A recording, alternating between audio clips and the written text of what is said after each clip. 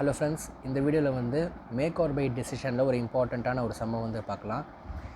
First of all, make or buy decision அப்படின்னா என்னென்னு பார்த்தீங்கன்னா, இப்போது ஒரு கம்பெனியை எடுத்துக்கிட்டோம் அப்படின்னா அந்த கம்பெனி வந்து ஒரு சம் யூனிட்ஸை வந்து ப்ரொடியூஸ் பண்ணுறதுக்கு அவங்களுக்கு சில எக்ஸ்பென்சஸ் ஆகும். அந்த ரா மெட்டீரியல்ஸுக்கு, அந்த லேபருக்கு, மெட்டீரியலுக்கு, வேஜஸ், இந்த மாதிரி நிறையா வந்து அவங்களுக்கு வந்து செலவுகள் ஆகும்.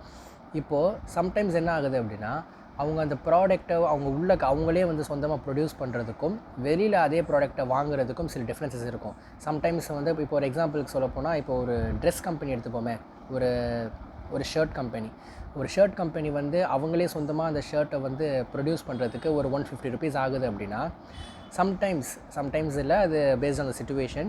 இப்போ வெளியில் அதே ஷர்ட் அவங்க வந்து இப்போ இந்த திருப்பூர் மாதிரி இந்த காட்டன் இண்டஸ்ட்ரீஸ் இருக்க ஏரியாவில் அவங்க வந்து வாங்குறாங்க அப்படின்னா, அங்கே வந்து கம்மியாக இருக்கும். ஹோல்சேலில் வாங்குறாங்கன்னா 100 rupees இந்த மாதிரி கம்மியாக வாய்ப்புகள் இருக்குது. அப்போ அந்த மாதிரி ஆகிறப்போ அந்த கம்பெனி என்ன பண்ணுவாங்கன்னா, ஒன்று அந்த ப்ராடக்ட்டை வந்து நம்ம பேசாமல் வெளியிலேருந்து வாங்கிடலாம், இல்லைனா வந்து இங்கேயே மேக் பண்ணலான்ற மாதிரி தான் பார்ப்பாங்க. அந்த சிச்சுவேஷன், அந்த காசை வச்சு அதை வந்து பேஸ் பண்ணி அந்த மாதிரியான அந்த கான்செப்ட்டுக்கு பேர் தான் மேக் ஆர் பை டெசிஷன். இப்போ வந்து டேட்டா சம்மில் போயிடலாம். ஒரு automobile manufacturing company finds that the cost of making part number 208 அப்படின்ற ஒரு ப்ராடக்ட் அவங்க வந்து மேக் பண்ணுறதுக்கு அவங்களுடைய ஓன் ஒர்க் ஷாப்பில் 6 ரூபா வந்து செலவாகுதான், 6 rupees ஆகுதான். ஸோ அதே பார்ட்டை வந்து மார்க்கெட்டில் அவங்க வாங்குறாங்க அப்படின்னா கிட்டத்தட்ட ஒரு 40 பைசே வந்து கம்மியாகுது. அதாவது 5.60 பைசைக்கு வந்து அவங்க வந்து வாங்க முடியுது. ஸோ அதுக்கான காஸ்ட் டேட்டாவை அவங்க வந்து கொடுத்துருக்காங்க. அந்த 6 ரூபாய் இவங்க வந்து மேக் பண்ணுறதுக்கு எப்படி அந்த 6 ரூபாய் வருதுன்றதை எக்ஸ்பிளைன் பண்ணி கொடுத்துருக்காங்க. மெட்டீரியலுக்கு 2 rupees ஆகுது, டேரக்ட் லேபருக்கு 2.5 rupees ஆகுது, அதர் வேரியபிள் காஸ்ட்டுக்கு வந்து 50 பைசே ஆகுது, ஃபிக்ஸ்டு காஸ்ட் அலோகேட்டடுக்கு 1 rupees ஆகுது. மொத்தமாக ஆட் பண்ணால் 6 rupees ஆகுது.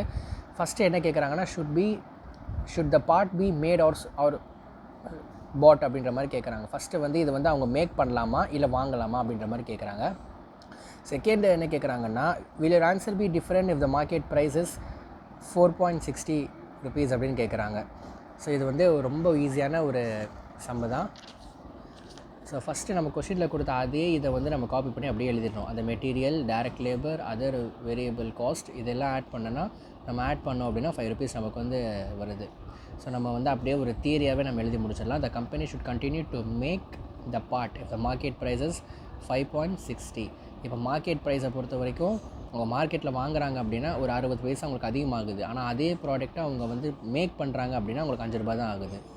So making result in saving of 60 paise per unit. அதே மாதிரி வந்து இந்த கம்பெனி வந்து பை பண்ணணும் அப்படின்ற ஒரு கான்செப்ட் வருது. ஏன் அப்படின்னா, நம்ம பின்னாடி இந்த செகண்ட் பி சப்டிவிஷன் நம்ம பார்த்தோம். இதுவே வந்து அந்த ப்ராடக்ட்டுக்கு வந்து மார்க்கெட் ப்ரைஸ் 4.60 இருக்குது அப்படின்னா என்ன அப்படின்ற மாதிரி கேட்குறாங்க. ஸோ வந்து அந்த மாதிரி இருக்குது அப்படின்னா, இப்போது இந்த 5 rupees கம்பேர் பண்ணும்போது இந்த 4.60 வந்து அவங்களுக்கு கம்மி தானே. ஸோ அதனால் வந்து இந்த மாதிரியான சிச்சுவேஷன் வர்றப்போ அவங்க வந்து மேக் பண்ணுறதுக்கு பதிலாக அவங்க வந்து வாங்கிடலாம். இன்னொரு விஷயம் என்னென்னு பார்த்தீங்கன்னா, ஃபஸ்ட்டு நம்ம சம் போட்டோம்ல, material, direct labour, other variable cost, total variable cost அப்படின்னு போட்டு நம்ம சம்ம முடிச்சிட்டோம். ஆனால் கொஷினில் வந்து ஃபிக்ஸ்டு காஸ்ட் அலோகேட்டட்ன்றதை ஒரு 1 rupee கொடுத்துருக்காங்க.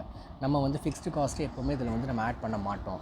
ரீசன் என்ன அப்படின்னா, ஃபிக்ஸ்டு காஸ்ட் அப்படின்றது அது ஃபிக்ஸ்டான காஸ்ட்டு தான். இப்போ ஒரு ரெண்ட் நான் கொடுக்க போகிறேன்னு வச்சுக்கோங்களேன், எனக்கு பிஸ்னஸ் ஆனால் எனக்கு வந்து ப்ராஃபிட் வந்தாலும் சரி, லாஸ் வந்தாலும் சரி, ஒரு அந்த கம்பெனி இருக்கக்கூடிய அந்த வாடகை நான் கொடுத்து தான் ஆகணும். அந்த எந்த பில்டிங்கில் நான் வந்து கம்பெனி ரன் பண்ணுறேனோ அதுக்கு வாடகை நான் கொடுத்து தான் ஆகணும். அப்போ fixed cost is nothing to do with the profit or loss of the company.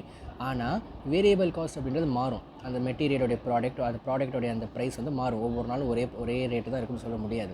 So அதனால தான் நம்ம என்ன பண்ணணும் அப்படின்னா, அந்த material, direct labour, variable cost, இந்த வேரியபிள் காஸ்ட் வந்து எப்போவுமே டிஃபர் ஆகும்.